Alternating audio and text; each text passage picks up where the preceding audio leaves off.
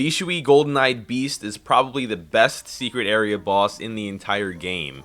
It's cinematic, engaging, and pretty much tests everything the player has learned up to this point. However, if you are not equipped to handle what this boss throws at you, it can be pretty difficult. My first playthrough, I forgot one very important item, and that one mistake made this fight way harder than it needed to be. Now I have a strategy that will turn the beast into a little puppy dog. So let's get right into it. The most important item you will need to equip is the Fireproof Mantle. I completely forgot this was even in my inventory in my first playthrough. It significantly boosts your burn resistance, gives you full immunity to lava-covered terrain, and even converts scorch damage into healing. This vessel should actually be equipped throughout the entirety of Chapter 5. It will make your life so much easier. Now at the start of the fight, look to drop the Gorai Daoist spirit as soon as possible, then immediately activate the Fireproof Mantle. Getting these abilities out early means you're protected and empowered right from the jump.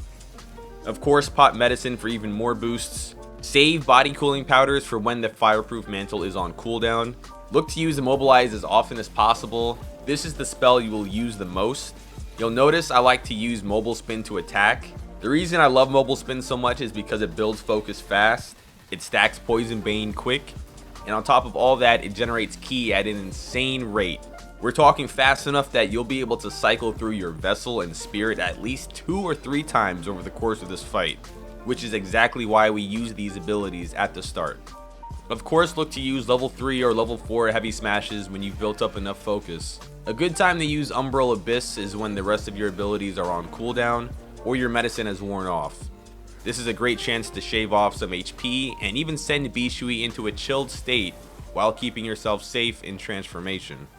Now here's an interesting bit of info because not a lot of people know this. There's actually a hidden section to this boss fight behind this ice wall right here. Stand in front of it and bait out Bishui's attacks. Let him break it down for you, then as soon as you see it open up, follow the path through. It leads you into a whole new arena, an ice arena, and Bishui transforms into an ice beast. His moveset will still be the same, however, instead of fire, they will be ice-based attacks. Some people actually find this phase easier to deal with, so it's worth knowing about if you're really struggling in that first arena. If you're planning to fight in the ice arena, then obviously you won't need to equip the Fireproof Mantle. One thing to watch out for though is the temperature in this new environment is freezing. It's so cold it chills the Destined One himself. So make sure you pop body warming powders to avoid the chilled state. If you think that's cool, there's actually a third arena hidden behind this firewall. Bait Bishui into freezing it over and you'll see an opening appear that you can run through.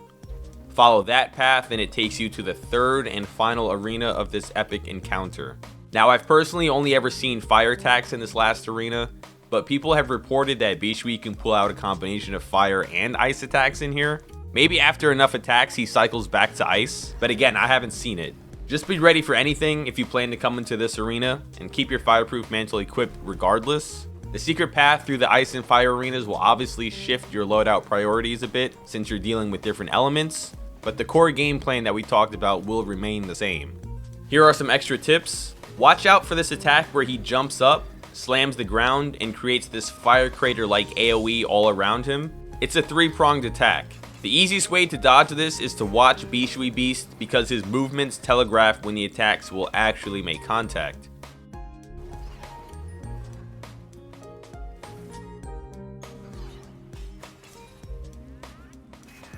Watch out for the grab attack. I find this attack to be a little weird because if you don't dodge early enough, the game will kind of pull you into being grabbed, even though visually he hasn't made contact yet. This attack where he rips the ground up at you is also very weird with its hitbox. Even if you dodge it, it will damage you if you touch it, period. Even if you've already dodged the initial contact and walked back into it, or dodged through it. So be aware of that. Just dodge to the side and stay away from it. Also, these ranged fire blasts can easily be dodged or deflected with Mobile Spin. In terms of equipment, I went with the Spider Celestial Staff, Fireproof Mantle, and Gorai Daoist. For my armor, I took the Centipede set because Poison Ward works very well here, but I like to swap in the Venomous Arm Guard for the Centipede Spiked Arm Guard whenever I use this set. I just think it's the better overall arm piece with your potential to land critical hits. For my Curios, I took the Tiger Tally, Gold Spike Plate, and Flame Orb. For my soaks, I took Death Stinger, Flame Mediator, and Bee Mountain Stone.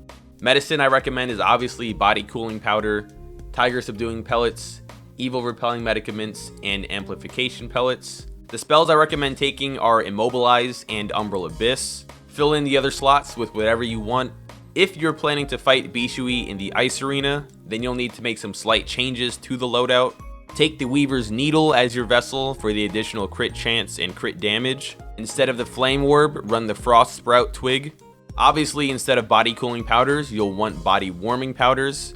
Exchange the Flame Mediator for Sweet Ice, and swap out the Umbral Abyss transformation for either Red Tides or Ashen Slumber. So thanks for watching, guys. Hopefully you enjoyed the video. Hopefully it helped you out. I had a lot of fun making this video and finding out about the secret area that I had no idea existed beforehand, and maybe you didn't either. If this video helped you out, let me know down in the comments, or let us know if you used a different strategy to get through Bishui. Please leave a like and subscribe. You know what we say. Play and train. Game insane. I'm out, guys. Take care.